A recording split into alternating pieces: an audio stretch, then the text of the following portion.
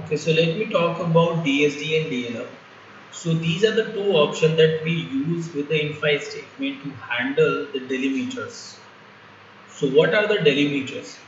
So delimiters is basically which separates your column, or these are the values or the characters, special character which define, or you can say which separates your variables.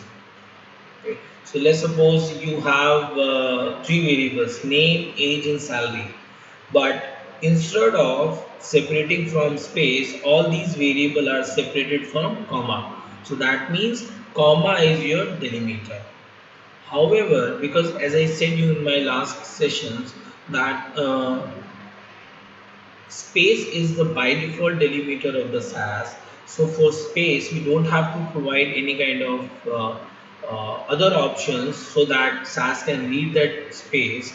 However, if we have different delimiters than space, then we'll have to define in a way so that SAS can understand that particular value is a delimiter. So here I'm taking an example where I'm trying to show that we have comma and some kind of other values we have as a space. So now we want to read the values within those delimiters. We don't want to read the delimiters. We don't want the delimiter should be part of our data set, but using the delimiter we have to separate our column, and accordingly we have to get the data into SAS data set. So let me show you one example. So I'm taking one example. I'm starting from the DLM. Okay, so you can see that I have used the DLM option with the infile statement, and I have provided certain kind of special character within inverted commas. So the way to write this DLM is DLM equal to single inverted comma start, and whatever the inverted comma, whatever the delimiters we have to provide it into single inverted commas. So in my data that I'm going to read, we have three delimiters: double inverted commas, comma, and at the rate. So comma here I have not put the comma just because to separate the double inverted commas and the at the rate. I have used the comma because comma is one of the delimiter in my data set. So let me show you the data set also. So here you can see that as I told you that I have, okay, so here I've given the four variables, okay, but that is you have to decide only after looking at the data set, sorry, data, source data. So here you can see that one of the variable is hope, another is that is just starting from your at the rate, that is 7.1, another again starting from at the rate, that is 6.7, at the rate 8.9. So here what is the significance of these inverted comma, comma, at the rate?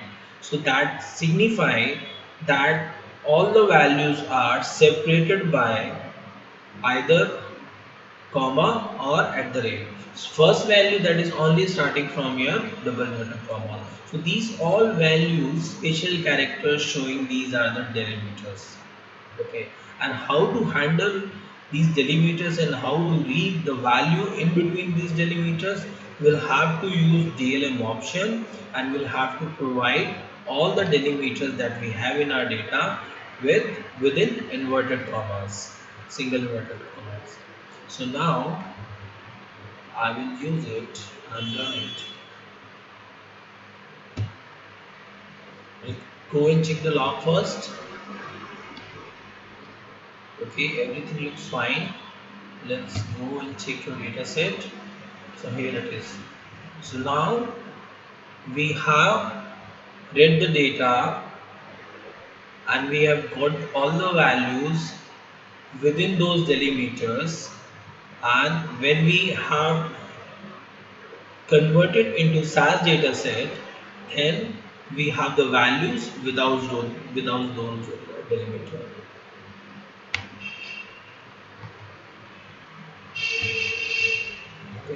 This is how we can create our SAS data set when we have some delimiters in our source data set. Okay. The same way we can use the DSD. So what is the DSD? So DSD is specifically meant for two delimiters, two consecutive delimiters. So let's assume that we have double inverted commas and commas, which is after every variable. So that should be a common pattern across all the variables because DSD only handles two consecutive delimiter, which is double inverted commas and comma. Let me show you the data set. So I'm talking about the data which is look like that. Okay, so here you can see that this is the same data set. However, instead of inverted commas, comma, at the rate, now we have only two delimiters, double inverted commas and comma. And these two delimiter are after every column, after every variable. So for this kind of problem, instead of using the DNN, we can simply use the DSD. We don't have to define any delimiter into that because DSD itself means that we have to handle two consecutive delimiters, which is inverted commas and comma. Okay, so I'm just going to fetch same data set, mirror it. Let's go and check the log. Everything is okay. Check the table. Here it is. Okay. So this is how you can use the DSD if you know that you have only two delimiters and they all are consecutive in your data set. So instead of using DNN, you can use the DSD.